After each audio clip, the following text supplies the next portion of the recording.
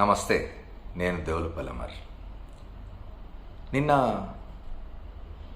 ఆంధ్రప్రదేశ్లో తెలుగుదేశం జనసేన కూటమి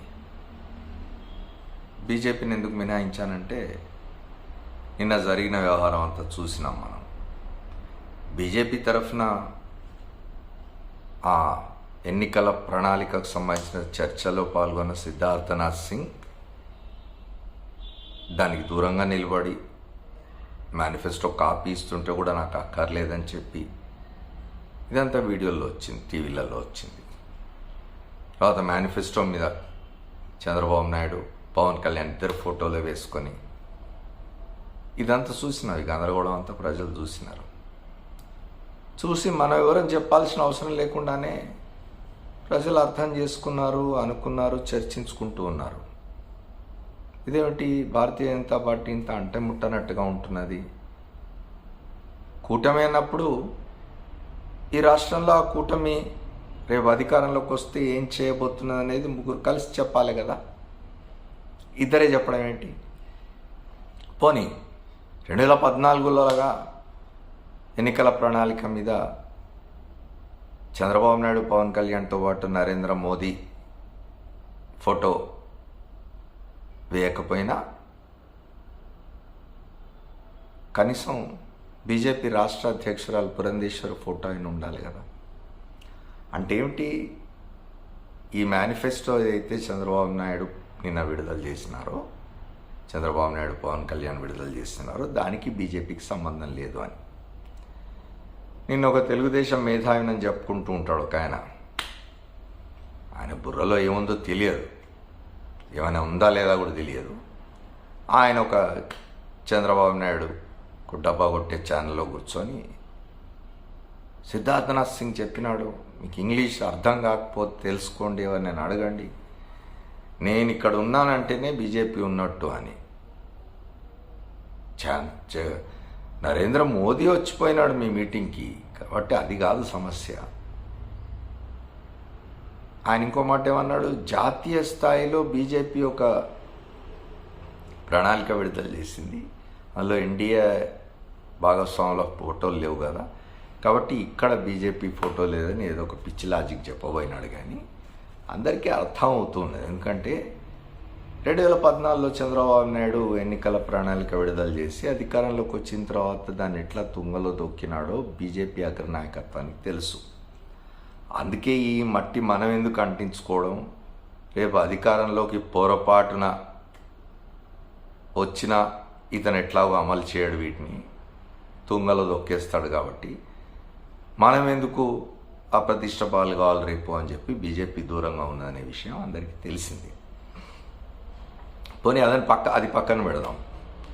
అందులో ఆయన పవన్ కళ్యాణ్ లేదా వాళ్ళ ఎన్నికల మేనిఫెస్టో కమిటీ కూర్చొని తయారు చేసి విడుదల చేసిన ఎన్నికల మేనిఫెస్టోలో సంక్షేమానికి సంబంధించి చంద్రబాబు నాయుడు, పవన్ కళ్యాణ్ చెప్తున్నవన్నీ కూడా రేపు అమలు చేయాలంటే ఎంత డబ్బు ఖర్చు అవుతుంది? జగన్మోహన్ రెడ్డి సంక్షేమం చేస్తున్నారు, బటన్ నొక్కి ప్రజలకు డబ్బులు పంచి పెడుతున్నాడు, ట్యాక్స్ పేయర్ మనీది అని వగస్తున్న వాళ్ళంతా ఇవాళ చంద్రబాబు నాయుడు, పవన్ కళ్యాణ్ డియో విడుదల చేసిన ప్రణాళికను ఒకసారి చదివితే బాగుంటుంది. జగన్మోహన్ రెడ్డి గారు ఈ 5 ఏళ్ల కాలంలో రాష్ట్రంలోని పేద, బడుగు, బలహీన వర్గాల ప్రజలకు, మహిళలకు, ఇతరుల కోసం, వారి సంక్షేమం కోసం వెచ్చించిన సొమ్ము కంటే ఒక 10 ఇంతలు కావాల్సి వస్తుంది అవన్నీ అమలు చేయాలంటే. ఎన్నటికీ అమలుకు సాధ్యం కాని హామీలన్నీ అందులో ఉన్నాయి. వాటిని పక్కన పెడదాం. ఎట్లాగా అవి సాధ్యంగా వాళ్ళ అధికారంలోకి వచ్చేది లేదు, దాన్ని అమలు చేసేది లేదు. అధికారంలోకి వచ్చినప్పుడు ప్రణాళికను ఏం చేసినారో కూడా చూసినాం. ఇంకో విషయానికి వద్దాం. ప్రధానమంత్రి నరేంద్ర మోదీ కూటమి తరఫున ప్రచారం చేయడానికి ఈ నెల 3-4 తేదీల్లో ఆంధ్రప్రదేశ్కి వస్తారని ముందుగా చెప్పినారు. తర్వాత కారణాలు ఏవైనా వారి పర్యటన వాయిదా పడింది. 7-8 తేదీల్లో రావచ్చు అని మరో ప్రకటన వచ్చింది. అసలు నరేంద్ర మోదీ వస్తారా లేదా అనేది ఇప్పటికింకా హితమితంగా తెలియదు. ఆయన వచ్చినప్పుడు ఈ ప్రణాళికను, ఎన్నికల ప్రణాళికను ఆయన పాల్గొనే బహిరంగ సభలో ఎట్లా చంద్రబాబు నాయుడు, పవన్ కళ్యాణ్ కూడా ఉంటారు, పురంధేశ్వరి కూడా ఉంటారు. ఈ ప్రణాళికను చూపించి ఈ ప్రణాళికలోని ముఖ్య అంశాలని చంద్రబాబు నాయుడు, పవన్ కళ్యాణ్ చదివి వినిపించాలి. వీటన్నిటితో మాకు అంగీకారం ఉందని నరేంద్ర మోదీతో చెప్పించగలగాలి.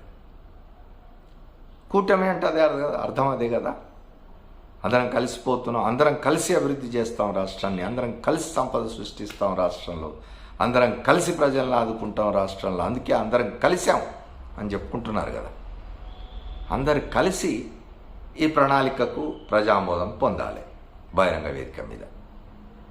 అది సాధ్యం కాదు. నరేంద్ర మోదీ ఇవన్నిటిని అంగీకరించే పరిస్థితి ఉండదు. చిన్న ఇది తీసుకుందాం. దీనిలో ఒక పాయింట్ పెట్టినారు, ఏమిటది? Land titling act.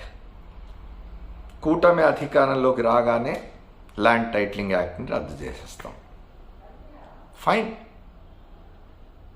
రేపు అధికారంలోకి వస్తే గిస్తే మేము ఈ ల్యాండ్ టైటిలింగ్ యాక్ట్ని రద్దు చేస్తామని చెప్పి రేపు నరేంద్ర మోదీ గారితో అనిపించలేరు. ఎట్లాగో భారతీయ జనతా పార్టీ నాయకులు తిరుగుతున్నారు కదా, ఓ 10 శాసనసభ నియోజకవర్గాల్లో, ఒక 6 లోక్సభ నియోజకవర్గాల్లో తిరుగుతున్నారు కదా, ప్రచారం చేస్తున్నారు కదా, వాళ్ళు పోటీ చేస్తున్నారు కదా.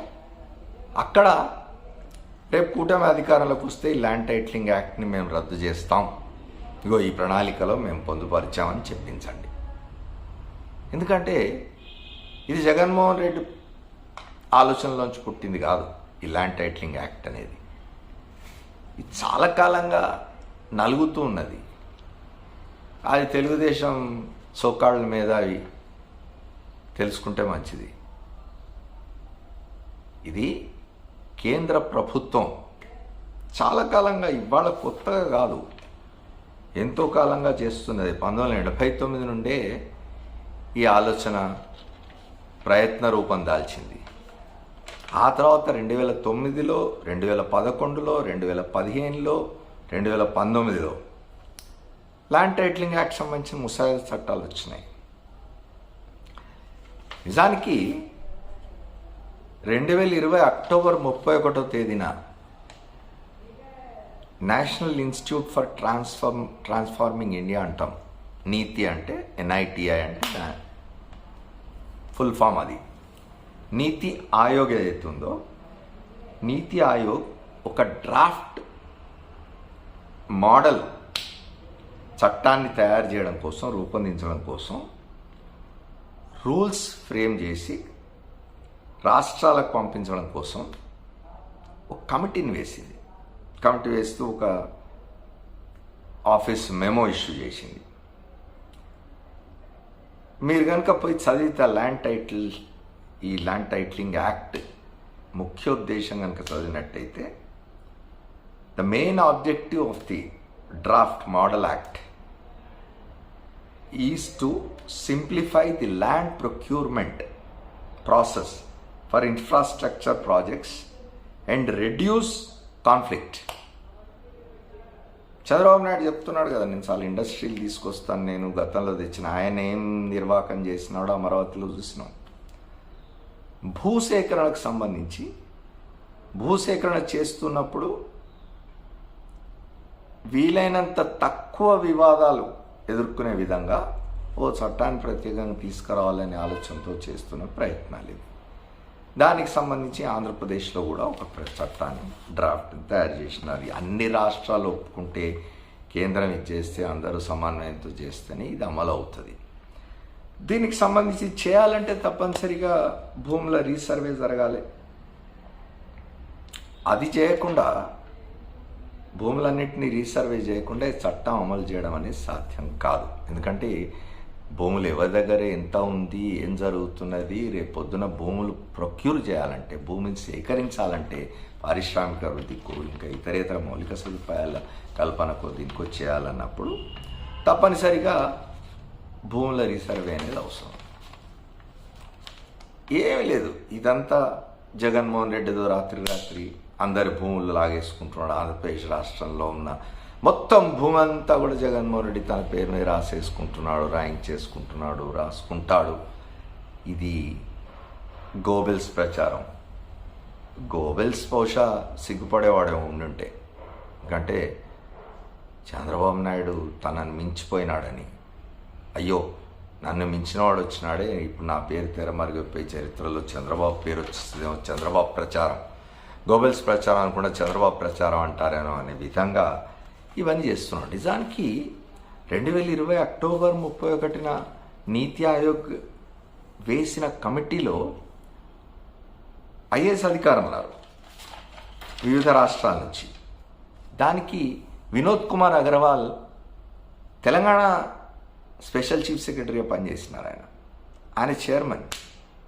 ఆయనతో పాటు ఉత్తరప్రదేశ్ నుంచి ప్రవీణ్ కుమార్ అనే ఐఏఎస్ అధికారి, కేంద్ర ప్రభుత్వంలోని జాయింట్ సెక్రటరీ హోదాలో ఉన్న హెచ్ఎస్ మీనా, మహారాష్ట్ర సంబంధించిన ఉన్నతాధికారి ఎస్ చొక్కలింగం, గోవాకు సంబంధించి సంజయ్ కుమార్. వినోద్ కుమార్ అగర్వాల్ హైదరాబాద్లో దొరుకుతారు.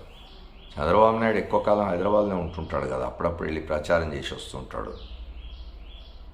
జూబ్లీహిల్స్ ప్రాంతాల్లో చంద్రబాబుకున్న ప్యాలేషియస్ బిల్డింగ్, ఆ ఇంటికి దగ్గరలోనే ఎక్కడో వినోద్ కుమార్ అగర్వాల్ గారు కూడా జూబ్లీహిల్స్ ప్రాంతాల్లోనే ఎక్కడో ప్రశాసన్ నగర్లో ఎక్కడో ఉంటారు.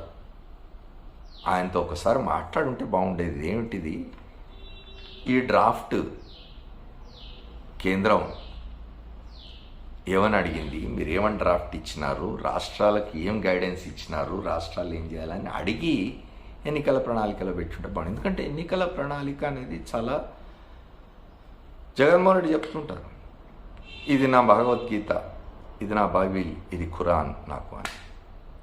అయితే చంద్రబాబు నాయుడుకి అట్లాంటిది ఏం లేదు కదా, చిత్తు కాగితం ఎన్నికల ప్రణాళిక అనేది. అందులో ఏం రాస్తే ఏమిటి, రేపు మనం అది అమలు చేసేది ఉందా, చచ్చేది ఉందా అనేది కదా.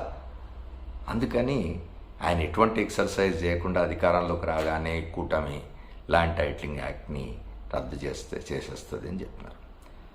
అధికారంలోకి వస్తే ల్యాండ్ టైటిలింగ్ యాక్ట్ని రద్దు చేస్తాం అని నరేంద్ర మోదీ గారితోటో, జేపీ నడ్డా గారితోటో, అమిత్ షా గారితోటో, అథమపక్షం సిద్ధార్థనాథ్ సింగ్ తోటో, కడహీన పక్షంలో పురంధేశ్వరి గారి చేతో చెప్పిస్తే దానికి ఏమైనా విలువ ఉంటుంది, లేకుంటే అది చిత్తు కాగితం కింద లెక్కే. Thank you.